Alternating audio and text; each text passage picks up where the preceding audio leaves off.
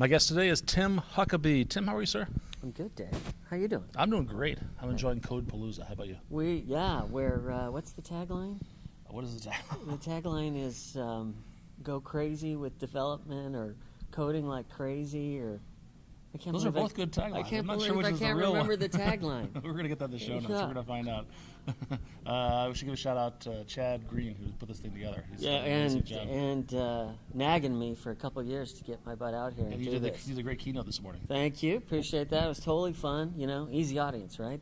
They're starved technologists. They were nice excited. blend of mostly developers, but there were some designers in there and There's a a project bunch manager. of PMs. There was one evil network guy in the crowd. Yeah. Was he really, truly an evil No, network guy? I just like teasing him. What was the keynote about? Natural user interface, Okay. NUI as we call it, which is my passion and has been for the last many years. And then I did a little bit about engaging user experiences also. Let's define that term, natural user interface. Well, for me, as opposed to some other experts in the industry, for me, natural user interface is touching it, waving at it, or speaking to it. Ultimately, it's thinking at it also. It's haptic interfaces. It's making a natural experience to digital technologies. Okay. And the natural comes from, we have this sort of metaphor that we've grown up with over the last, 25, 30 years, the mouse. Maybe not that long, but the mouse is I move something over here, and it changes something on the screen. And Which now, is not really a natural behavior. not right? natural. We have to kind of extrapolate from this movement. Right. To But that it is a movement there. norm of the way we use computer It seems natural systems. to us, I think, just because we grew up with it. I think that's probably why. Yeah, most people that are experts in NUI would make an affinity of natural to some type of physical human behavior. So, Okay. a virtual object. You know, if you start at the ultimate and work your way backwards, the holodeck on Star Trek, Right. a completely synthetic environment. Everything's virtual, holograms, but in Star Trek they can apply matter. Yeah, they actually have mass. Right. You punch them, They can apply and mass. they fly backwards. They can apply mass to a virtual object. We can't do that. Uh-huh. I mean, the Higgs boson particle in Switzerland, the God particle. I don't know if you've heard about that. I've heard of it. That's about as close as humans can get to that concept. Everything else we can pretty much do these days, between 3D cameras, holographic technologies. You know, we can do a lot of this stuff, and that's the concepts because of the way hardware's moving. You know, typically hardware leads the innovation change, believe it or not. Okay. And then software folks follow in and leverage the hardware. And, you know, we've had touch in our computer systems for a long time. Right. On the .NET stack, we've had a touch API since 2006, WPF. Before that, I had an iPac at one time. A compact iPad. Yeah, and it Yeah, had so it had its own stylus API. that had Remember that compact Right. iPad? I still have one in my credenza. Yeah, brilliant machine of its time. Yep. Slower than molasses. But yeah, it had a touch API. But the first real touch API, at least we should define real, but you know, the first predominant, prevalent, homogeneous interface was in WPF. Okay. In the launch of Windows Vista, ironically. And that was way back in 2006. So we've had this capability forever, but it's taken the hardware a long time to catch up. This is kind of backwards from what I just said.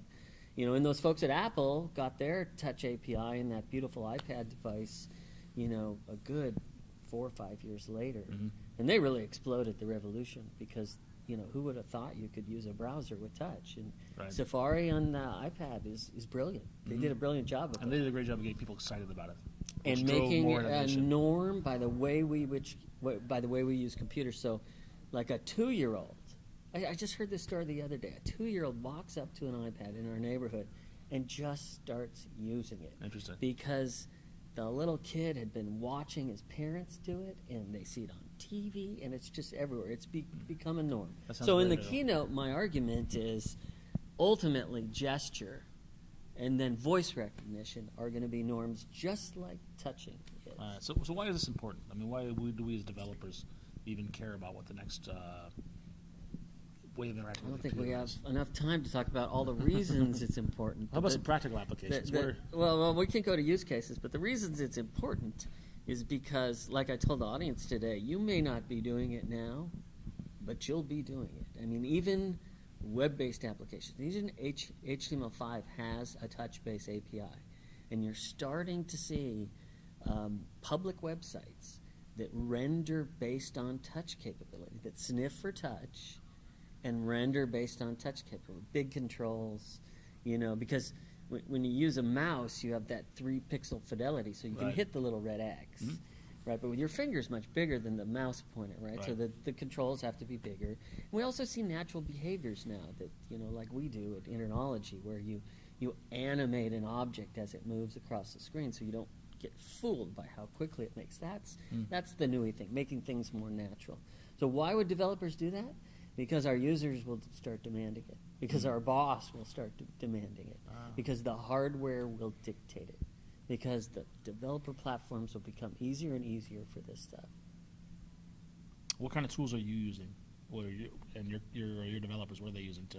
We do a lot of WPF, if that's what you mean. Yeah, I mean, the tool is Visual Studio. Let's face it. So are you in WPF or are you building Windows Store apps? Yes and yes. Both, okay. Yeah, we have a number of Windows Store apps that have just come out. But WPF will make a pure engineer really happy. It hasn't been popular until just recently for a number of reasons. But, WPF makes Win32 programmers really happy because the surface of the API is enormous. Like in Silverlight, if you remember back to Silverlight, there was always one way to do something in Silverlight, so it had this elegance and simplicity. Okay. You could do almost anything, and there's one way to. In WPF, there's like 10 ways to do everything because it can be overwhelming. They have beautiful 3D API in WPF, just awesome. Okay. Right, so it's a powerful language, and then of course the concepts of XAML bleed over to the Windows 8 side. Right? Yeah, that's where I actually didn't do much WPF, but since joining Microsoft, I've been doing a lot of XAML for Windows Phone and for Windows 8. Yeah, and I genuinely enjoyed your session today. I learned a lot. The cross-platform thing, I learned a lot. I might put that in my on my blog, that quote right there. Feel free to. So let's talk about some of the examples. You had some in your keynote. What's people are actually using natural. Actually, before we do that, we should talk about the Connect because you're doing some cool stuff with the Connect. Yeah, I'm a Connect for Windows MVP, believe it or not, and there's a magical new device that we should talk about in this. Well, that's coming. We should talk about in this interview, but just the current Connect device that's been shipping for 3 years, maybe 4 years. They've gone through 8 major versions of the SDK. The SDK is free, so anybody can create and build Connect apps if they want, and you can shoot.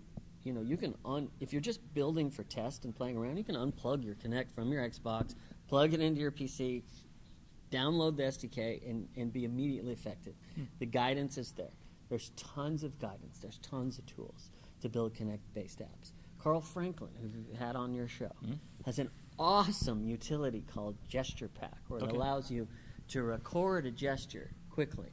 And it builds the actual XAML structure for that gesture, and then you can just plunk it into your code. Very cool. Yeah, so immediately connect to enable your code. Professional use cases that we do, there's a ton in retail. The big brands are starting to spend again. We're supposedly coming out of that recession, so the big brands, that would be... So these are things that are in stores? Yeah. The Cokes and the Pepsis and the Nikes are starting to spend money again, and they're all about engagement. And they're not targeting me and you, by the way. We have gray hair. They're targeting a younger segment. Okay. and frankly, let's be honest. Me, you, and Grandma Huckaby are not the demographic that they expect to come up and wave at an interface or speak to an interface. Well, give me an example. How does this help Coke or Pepsi? Well, engagement is everything. Okay. Right? These folks spend a ton of money. Just look at Super Bowl ads. These folks spend a ton of money getting eyeballs. And frankly, in digital advertising, it's called DOOH, digital out-of-home advertising. Okay. We have an industry dominated by 50-year-old vendors that are backlit posters. Well, this digital native generation coming up, they don't see that anymore. They're oblivious to backlit posters. It seems something with a little bit more pizzazz. Engaged, right? Something with movement, either active or interactive, where you interact with it. So why would a teenager interact with a Coke by gesture? to get a coupon for a free Coke. I see. To have a game involved, This is something like there that. used to be a billboard, or used to be just a signage, and now it's a kiosk that they can interact with. Essentially, yes. They can weigh that, That's the concept, and you're going to see more and more of that. And we just did a pretty high-profile one for Nike, engagement type app. But we've spoke to those soda folks that I accidentally mentioned a couple seconds ago too. That's an obvious use case. Retail, hospitality, hotels, stuff where engagement is important. Something where the consumer gets something back. Loyalty program, something like that. Right. But also in healthcare, it makes total sense for these. Yeah, I like your 3D example cameras. with the operating room, the sterile environments. Yeah. So I always say there's two people that are going to make a ton of money. The one that invents the battery technology, because we can't, our cell phones, we have to charge them every night. The battery is the limiting technology, you're right. Right, and on the other guys, iPhone. My family owns iPhones. I have a Windows phone, but if they talk on their phone, they get like 6 hours a day. It's ridiculous. So right. Whoever invents that technology wins. The other winner is going to be the one that invents a sterile touchscreen that is inexpensive. They have them in healthcare now, but they're wildly expensive. Oh, okay. Right? And you're starting to see, maybe you're not, but I'm starting to see, because I've studied the industry, municipalities doing anti-touchscreen legislation in public places, because these touchscreens, carry bacteria and germs. Interesting.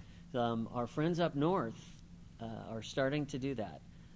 Citywide legislation against touchscreens. Interesting. So it would make total sense, if you can't do a touchscreen, it's illegal in a public place to be able to either speak to it or gesture at it. Oh, okay. Right? Right, and I like that in the operating room. The touchless operating. I love that. Grabbing the Xrays without having to rescrub. Exactly. Just sort of wave at the them. use case there is These are not the Xrays you're looking for. The use case there is that typically when a doctor sees something that doesn't mesh up with he or she what they expected to be looking at. I've got you open. Yeah. I'm operating on your need to go heart, back and and I'm look at like, that picture. wait a minute, this guy's liver is a disaster because he's been drinking bourbon for 30 years. probably from give Louisville. me that chart. Give me that chart. So someone has to run out of the room and get the charts Right. or the X-rays, and that means they have to unsterilize, re-sterilize when they come in, and they essentially, I've got a mic in my hand, but they essentially hold the X-ray in front of the doctor's face, Oh, I see. right? Because he or He she can't touch it, yeah. right? So it makes total sense for the doctor to just look up on the wall and go like this, Right. right? Makes total sense. I was sitting in your keynote, and you brought up that example, and there were people around me that were like audibly was struck by kind of the oohs and ahs. That's a great demo. I Exactly, love that demo. We exactly. call that TOR, Touchless Operating Room. We have a retail version of that also. This is your product. Yeah. I mean, there's some IP in there. The way we smooth the algorithm, because a Connect device is so good that it will track you like a mouse. So if Okay. you just make your hand the cursor, Right. it will track like a mouse, which means a little movement of 3 inches means it goes 4 feet across a large screen. Oh, I see. So, you need So it's to really hard throttle that to a bit? use. So we use an avatar-based approach typically and smooth everything down Okay. so it's easy to use. And that's what that TOR thing exemplifies, Yeah. What should we talk about that we haven't already?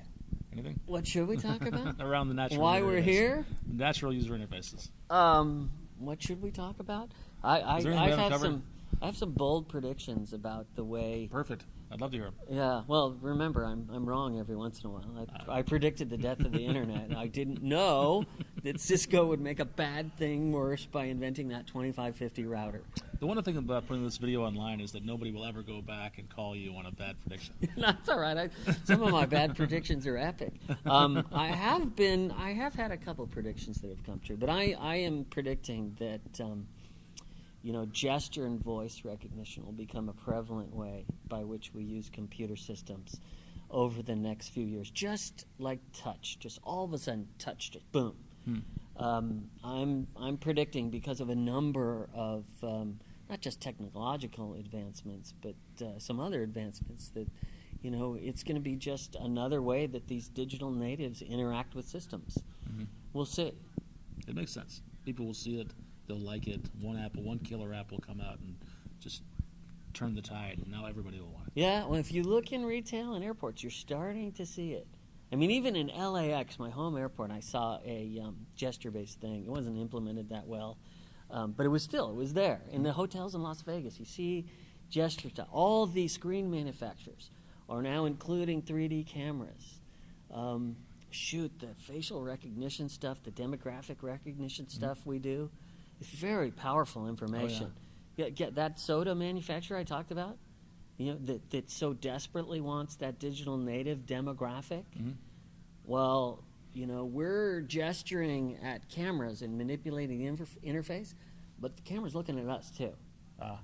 Right? So we can quite easily, and we do this right now, we could quite easily do the race, gender, what's the third one? What's age, the third one? maybe? Thank you. Age, race, gender. Okay. Right? That's the three that they care about. Okay. Right? That those And they can soda guess it manufacturers. just from looking at somebody's face, they can guess at that. Well, They here's, probably guess wrong, you and here's me, the use because they case. don't I realize walk that we're actually older into than we look. edit.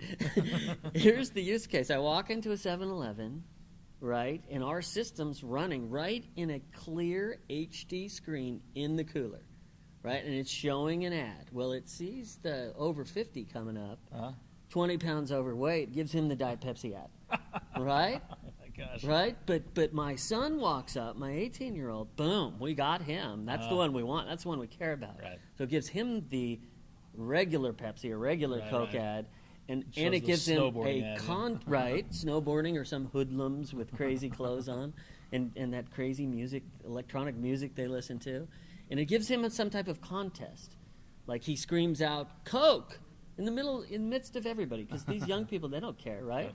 And because he screams that, he gets a free Coke. I would scream it for a free Coke. No, you wouldn't. You're not the demographic. You would not. That's my point. You wouldn't get the opportunity to do that because they don't care about you, Dave. Coke, if and you're they listening. don't care about me. I'm they, for they sale. do. They do care about us, just not as much as the teenagers. You have an online presence, don't you? You mean that social media thing? Where can people find out more about Tim Huckaby? Oh God, you know, I've been in this business so long. A simple internet search will find me. But But yeah, I you have a blog, Twitter though, don't you? account. I have a blog. What's your blog? Oh, give it to me and I'll put it on the screen. I'll put it right here across the bottom of the screen. Okay, it's like team.interknowledgeeco.com/blog/Tim Huckaby, something Okay. like that. Yeah, and Facebook, and I'm not very good at the Facebook thing, but I have that also. LinkedIn, yeah. Tim, thanks a lot. Oh, my pleasure, Dave. Absolutely.